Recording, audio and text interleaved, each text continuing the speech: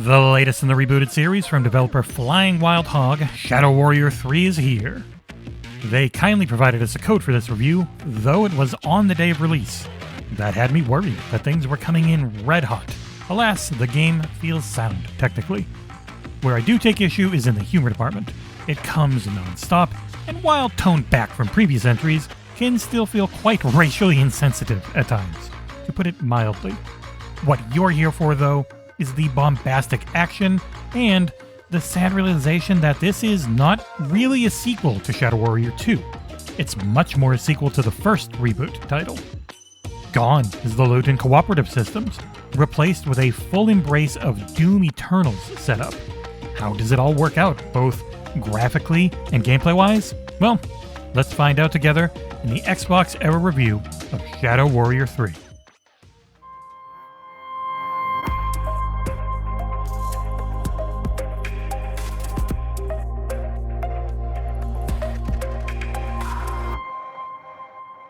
While this may not be a direct sequel in spirit to Shadow Warrior 2, it does carry on the main story. Things have essentially gone to hell, all your friends are dead, and there's a massive dragon that's here to swallow everything that exists. You once again take on the role of Wang, who finally is voiced by someone not white, which is the bare minimum at this point for the series. Taking over the acting role is Mike Moe, and he does the best he can with what is pretty much a terrible script. Story-wise, things are predictable, full of cringe, and occasionally almost worthy of a light chuckle. A few of the voice actors are okay, though one in particular, who I won't name as it could be a spoiler for fans of the series, is truly terrible and made me turn off voices for a while. It's not a great package overall, and it is one that is quite different from the last title. As previously stated, the loot system, which was a major part of Shadow Warrior 2, is completely gone. This is a fully solo Doom Eternal style game as well. You have upgrades for Mr. Wang in each of his weapons, which are tied to an upgrade currency you either find in-game or earn through challenges. Those challenges are mostly tied to the basic actions of the first-person shooter title, though some are a bit tricky with what they require of you, so you'll want to look at them first. The system felt fine overall and added a sense of progression that worked well enough. The gun variety falls in the decent category as well. There is a surprisingly small number of weapons for a game like this. When I had the weapon wheel up and saw how many I would eventually get, I was a bit surprised. Thankfully, each gun has various strengths and weaknesses against the also surprisingly low number of enemy variants. You are best suited changing things up often, as having a favorite gun just won't really be a thing here. Not only for its weaknesses versus certain types, but also for a constant lack of ammunition. Right bumper, though, is your trusty katana, which you will be using a lot.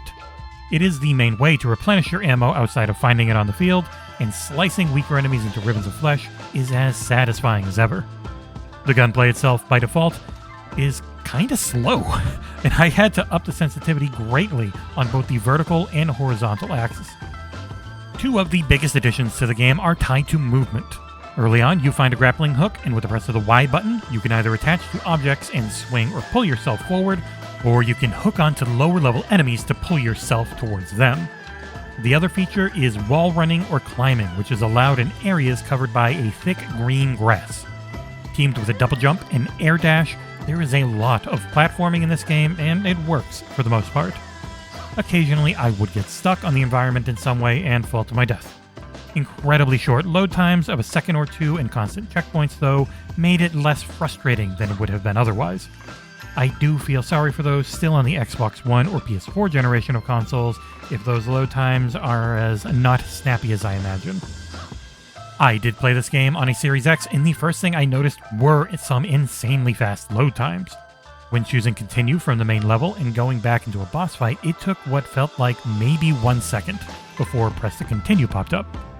With how the game looks and its small file size of 17 gigabytes, I guess I should have been prepared, but it was still impressive. Graphically here, it's all about scope, as many of the game's textures in both the characters and environment can look quite dated. But things are so gigantic at times that it can still be very impressive. Lighting is great during the golden hour, and the size of certain encounters had my jaw dropping. There is no native version for series consoles. It is using the Gen 9 Aware status, which older games like The Division 2 or COD Warzone employ. It's odd to see in a title releasing 17 months after new consoles came out, but I guess it's better than nothing. The main area where this Gen 9 aware status becomes obvious is the level of detail. Higher quality assets pop either into existence or between states not very far from your character. You see things just disappear and reappear out of nowhere commonly when looking in the distance. When I changed from 4K 60Hz to 1440 120Hz, however, when I was done capturing footage, things felt a lot smoother too. Unless my eyes deceived me, it felt like it was definitely running at or up to 120 frames per second, but I might be wrong. I just don't have a way of confirming it right now. We didn't get this review code until the day of release, which normally means things are probably in pretty rough shape. This time, however, I played through the staggeringly short campaign in 5 hours without hitting any major bugs. At $50 US, it is a tough sell for such a short experience, and when choosing continue at the main menu after completing it, it simply brought me back to the end boss. I only had a few instances of audio glitching out too, and after a few seconds, those went back to normal. And as stated, I saw no New Game Plus type mechanic to add some longevity to anything.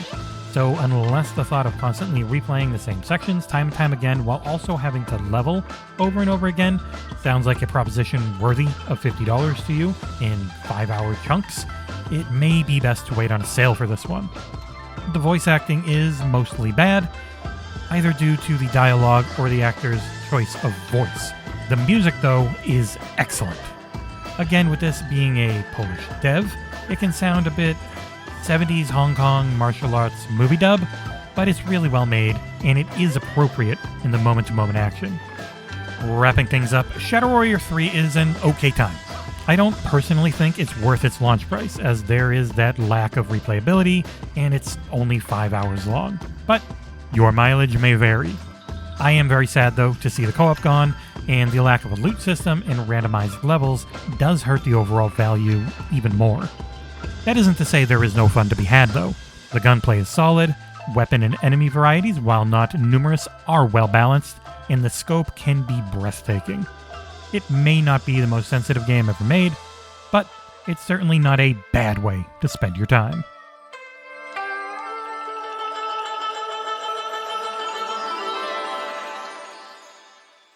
Thank you as always for watching. You can visit us at patreon.com/XboxEra if you really want to support us, as well as liking and subscribing if you feel so inclined.